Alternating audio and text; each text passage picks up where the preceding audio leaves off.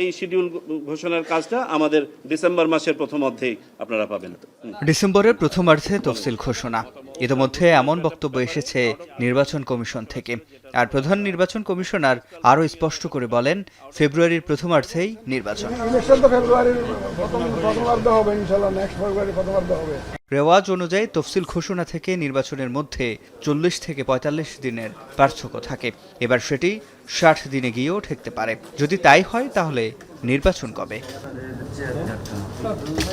নির্বাচন বিশ্লেষকরা বলছেন, একই দিনে সারা দেশে নির্বিঘ্নে ভোট গ্রহণ ও সহিংসতা এড়াতে সপ্তাহের প্রথম ও শেষ কার্যদিবস ভালো দিন। সেক্ষেত্রে ফেব্রুয়ারির প্রথমার্ধে 1, 8 ও 15 তারিখ যেহেতু রোববার এবং 5 ও 12 তারিখ বৃহস্পতিবার, 17 কিংবা 18 তারিখ শুরু রমজান। তাতে ভোট গ্রহণের পর রমজানের আগে শপথ গ্রহণ সহ নতুন সরকারের আনুষঙ্গিক কাজ শেষ করতে চাইলে ত্রয়োদশ জাতীয় সংসদ নির্বাচনের সবচেয়ে ভালো দিন হতে পারে 8 ফেব্রুয়ারি।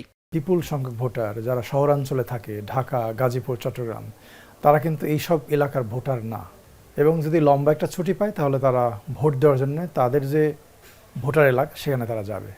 কাজেই সেক্ষেত্রে এই তারিখটা, দিনটা যদি বৃহস্পতি বা রবিবারে হয় তাহলে বোধহয় ভালো হয় সবার জন্যই। তা আমরা ধরে নিতে পারি যে ফেব্রুয়ারির প্রথম দিকেই, আমার ধারণা 10 দিনের মধ্যে, 1 থেকে 10 তারিখের মধ্যে নির্বাচনটা হয়ে যাবে।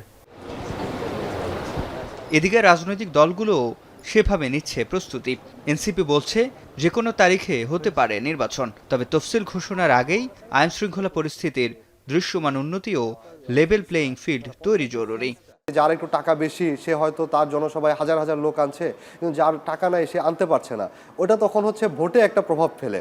তো আমরা সেই জায়গাটায় বলছি, একই ডিজাইনে, একইভাবে, একই মঞ্চে যেন সবাই, সবগুলো প্রার্থী যেন নির্বাচনী প্রচারণা চালাতে পারে, সেই ধরনের ব্যবস্থাগুলো নিলে এবং একই সাথে সংস্কারটাকে বাস্তবায়ন করতে পারলে, বিচার প্রক্রিয়াটা দৃশ্যমান হলে নির্বাচনের শিডিউল নিয়ে আমাদের দিক থেকে কোনো আপত্তি নেই। তফসিল ঘোষণার সময়সীমাকে স্বাগত জানিয়ে জামায়াতের দাবি, জুলাই সনদের ভিত্তিতে হতে হবে নির্বাচন। ইলেকশনের টাইমলাইন করেছেন, মোস্ট ওয়েলকাম, বাট ইলেকশনটা হইতে হবে জুলাই সনদের ভিত্তিতে।